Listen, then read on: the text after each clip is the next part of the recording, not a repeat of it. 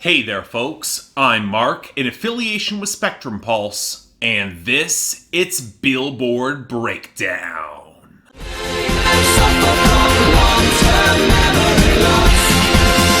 I don't remember. I've said before that there are weeks that are deceptively busy. Well, this is one of them. Minor Harry Styles album bomb as we all settle in for the holidays, a few scattered new arrivals, none of which I expect to stick around for long as momentum seems kind of fleeting going into 2020. Even at the very top of the chart seems destined for an immediate shakeup in, I don't know, a week or two? You know what, let's deal with that first, because thanks to our big new video and still holding a ridiculous amount of streaming and holiday presence, in our top 10, All I Want for Christmas Is You by Mariah Carey holds that number 1. Now, the fascinating question will be whether these weeks at the top give it a spot on maybe the year-end list for 2020. I personally doubt it, but Mariah is making a respectable run here. And right beneath her is Rockin' Around the Christmas Tree by Brenda Lee for pretty much all the same reasons, but a little bit more remarkable for me given that it's a much older song and there's no new video to boost its numbers. It's just kind of a staple. And I'd argue that kind of skews how I see Circles by Post Malone right now, because otherwise it would be higher than number 3, but I don't consider it a strong hit, given the weakening sales and streaming, and while it rules radio, it's not with the big margin. Compare this to Roxanne by Arizona Zervas up to number 4,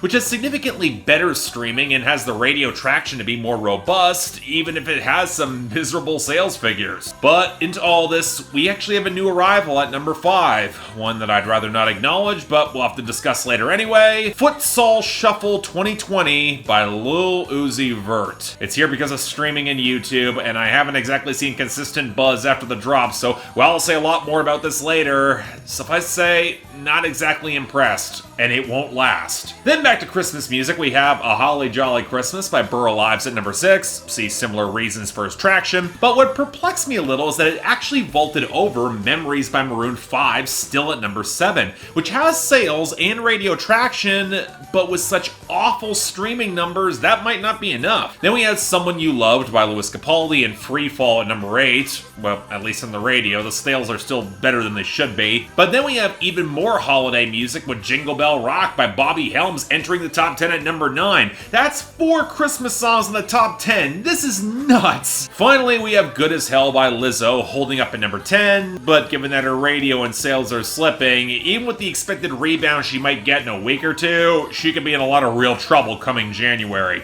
Anyway, let's talk about our losers and dropouts, where in the latter category, the only two that are really worth caring or talking about are We Were by Keith Urban and Beautiful People by Ed Sheeran featuring Khalid. And for our losers, they don't even seem that surprising either. Part of this is the expected fall off of songs from the late Juice WRLD, with Lucid Dreams fading to 22, Hate Me with Ellie Goulding going down to 75, and Six Kiss with Trippie Redd and YNW Melly falling down to 100. The latter who also didn't have a great week with 223s with 9 Glock 9 falling to 91. Then we had a few of the expected dips for Roddy Ricch, with PETA with Meek Mill sliding to 90, and Start With Me with Gunna going to 69. And on the notes of residual album bombs, Death by Trippie Redd and DaBaby fell to 74, and Enemies by Post Malone and DaBaby fell to 98. Still kind of an album bomb, just it happened months ago. Now beyond that, oh, look, I'm not happy that Blinding Lights by The Weeknd continued to slide to 63, which I'll likely chalk up to precisely 0 radio traction, and Vite by Bad Bunny continued downwards at 85, but what kind of surprised me a little bit was Into the Unknown by Idina Menzel and Aurora slipping down to 65. I guess Frozen 2 isn't quite the massive, culture-breaking success that triggered Let It Go like the original Frozen was, but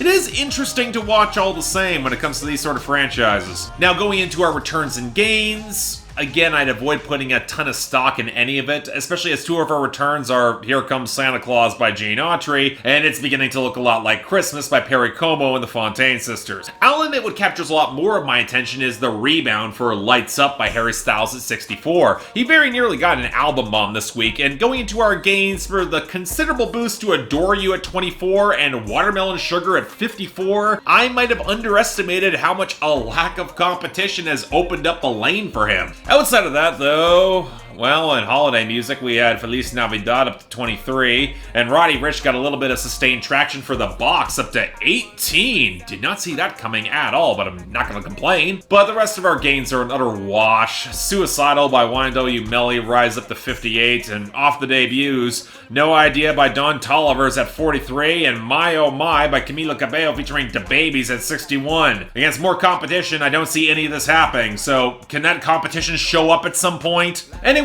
we do have a list of new arrivals here. I question how much staying power they'll have, or whether they'll connect longer, but hey, let's start off with number 99, She by Harry Styles. So the first 3 songs here from Harry Styles. I've already reviewed the album and discussed these songs on my main channel, so I'm going to aim to keep this pretty brief, which is exactly the same advice I would have given Harry Styles for this song. Sure, it's a nifty concept for him to imagine his ideal woman and not know where she is, and you can argue the song kind of works for its open-ended searching off the sensuous bass presence, the slinky synth touches, and the pieces of psychedelic guitar off the piano line. But when that fuzz guitar solo on the outro is not particularly remarkable, especially opposite a song that's oddly obsessed with women that Styles always characterizes in unhappy relationships, the luster for me fades rather considerably. And while it's a little bit novel for a song of this structure like this to show up on the Hot 100 these days, I'm still just kind of lukewarm on it. Just saying. Number 86, Golden by Harry Styles. You're so golden.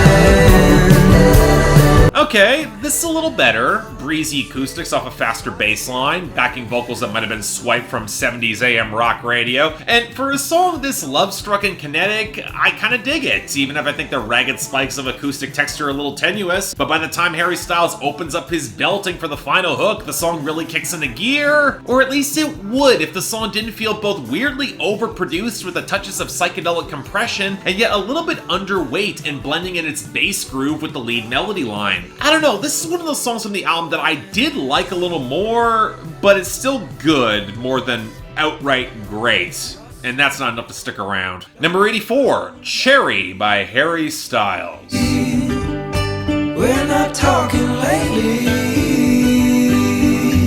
So yes, Harry, most of us have heard Fleetwood Mac before, especially with that acoustic pickup and the vocal blending. We get what you're doing, and I'll be honest, the part of me that hears Never Going Back Again kind of distracts from a decent, frustrated post-breakup sentiment on this cut, even as the electric guitar sizzles and spikes in the background off the accents of harmonica. Kind of a shame, because as the layers of instrumentation build through a lot of the woodwinds and the deeper strings, I can see this song start to build a bit more unique personality through that crescendo, but when you consider the sour frustration at its core and the lack of any sort of credible tension in the execution, I'm sorry, I'm just gonna put Rumors back on.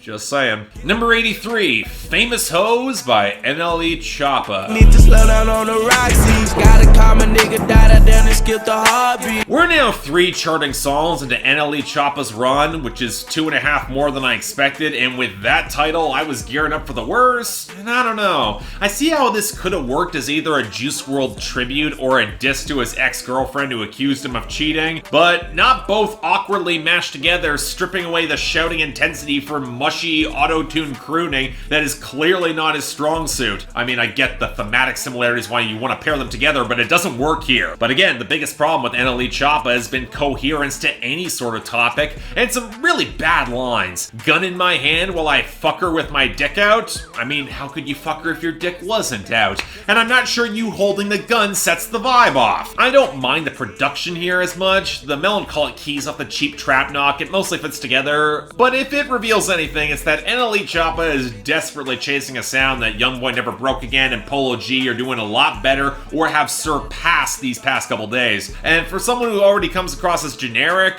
I don't know.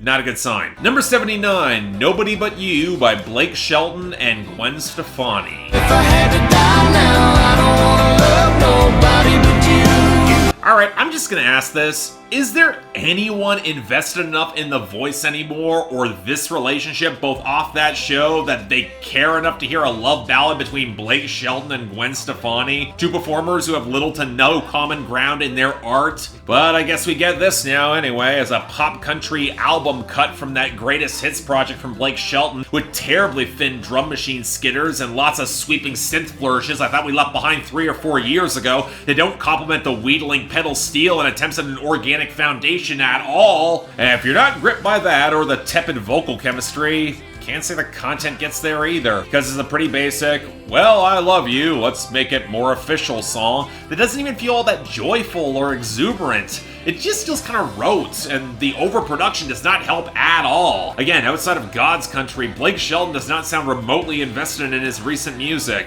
And this, for as bad as it is, kind of proof of it. Number 78, Let Me Know, I Wonder Why Freestyle by Juice WRLD.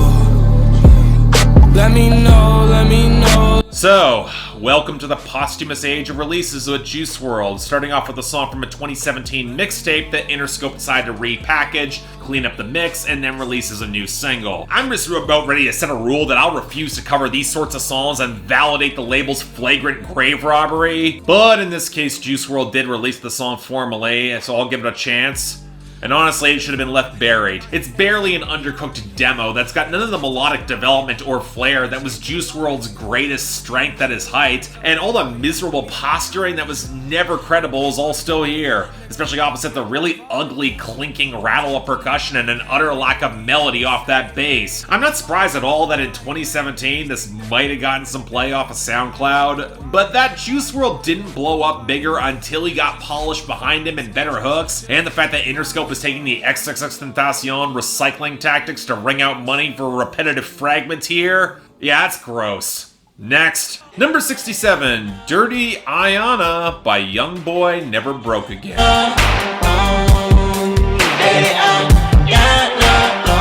Okay, so the backstory behind this is that Youngboy apparently had a messy relationship and falling out with Ayanna Mayweather, the daughter of Floyd Mayweather. I mean, you'd think the rapper who references all his guns, even he'd be careful dating the daughter of a boxer, but here you go. Even though she herself later acknowledged this song as being pretty hard because I guess she now has her own hype anthem and kids will do anything for clout these days. But I kind of get it, because this is kind of hard. Mostly due to the obvious flip of Michael Jackson's Dirty Diana, which The Weeknd later flipped better on Echoes of Silence to much more impressive effect than Youngboy pulls off here. But I will say, the tighter groove, the smoldering sizzle of the guitars, the solos, even off of slightly modernized percussion, it's probably one of the best samples he's ever had, even if I think the song could have afforded to take a little bit harder, and he desperately needed to add a third verse to really flesh this out. But in terms of his content and his delivery, yeah, you know what? He's more credible than I expected, both in his raw, shredded delivery and some focus on the X in question that both captured some of the paranoia of the original Dirty Diana and the gangsta posturing post-breakup that he kind of has to land with a little bit of nuance. That being said, if he really wanted to knock this out of the park, he needed to really get into that upper register and scream on the hook to really nail that bombast, and while that'd be extremely hard to pull off, his hook in his lower register kind of underwhelming. Otherwise though, you know what, there was some potential here that was fully executed, but what we did get, this is good. I dig it. Number 62, Falling by Harry Styles. And again, I'm falling. So I can't say I'm all that surprised that this wound up being Harry Styles' biggest debut here, because outside of Canyon Moon, it's probably the best song on the album, all wistful pianos and distant reverb touch guitars, and Harry Styles belting out his most vulnerable moments in the face of heartbreak. And what I like about the song are the little details. He writes too many songs about her, the depression and angst, even despite the breakup being the right thing to do, it still lingers. It's a messy, painful moment where he can't quite move on just yet. And I just wish the vocal production worked. It's a small thing, but when his voice clips the edges of the mix as he sings, that's a problem with layering and the mic pickup, and that's not being raw, it's being sloppy. You know, it's kind of a shame, because otherwise, really good. I just wish it could have been great. And finally, number 5, Futsal Shuffle 2020 by Lil Uzi Vert. Okay, jump on the jet so I'm clearing it. Okay, fuck, but I'm not talking new. Let's go. Okay, folks, help me out here. Of all the one-and-done rappers in the late 2010s, why is Lil Uzi Vert the one we're apparently keeping around? His voice is actively grating, whatever rapping skill he has is subpar at best, his content's never been interesting, and while he can occasionally wrangle together a decent hook, I'd like to think the accumulated goodwill from EXO tour life has run out by now. And yet this is his biggest solo charting hit to date, and I'm not all that impressed. I'll be honest, I found the samples of Tyler the Creator and Nardwuar to have a lot more personality than Lil Uzi Vert has here. Because while he might have tightened up his flow, outside of when he just starts flubbing rhymes or the second verse for no reason, he's trying to play things cooler, and he's just less distinct as a rapper, especially opposite that glitzy synth line that sounds imported from 2007. And I'm just amused that he's trying to go for these big hype drops like leading into the final chorus, and the percussion just has no significant heft or density to back him up. Kind of like Uzi himself, who is all about flexing and fucking your girl with a lot of brand names and cheese references. And at a time when hip-hop in the mainstream seems to be going more raw in texture, to going for the super clean, polished approach that isn't even all that experimental after Vince Staples took an even wilder synth palette for Big Fish Theory in 2017 when Lil Uzi Vert was at his height doing the raw stuff? To me, it just feels like he's going backwards. And this isn't really good either. I just call it kind of mediocre and forgettable. But you know what's not the worst this week? No, that's going to Let Me Know I Wonder Why Freestyle by the late Juice WRLD, more for Interscope than him directly. With dishonorable mention going to Nobody But You by Blake Shelton and Gwen Stefani for sounding utterly phoned in and sloppily produced. Again, who wants this? Now for the best, I'm giving it to Falling by Harry Styles, but honorable mention is going to Dirty Iyanna by Youngboy Never Broke Again. And he would have gotten that top spot too if he had fleshed the song out properly and fully utilized that sample, gone all out. But in the meantime, I hope you all enjoy your holidays, because the chart will have a pretty dramatic reset when all this is over. Stay tuned for that. But until then, I'm Mark, you're watching Billboard Breakdown, affiliated with Spectrum Pulse. And I'll see you next time.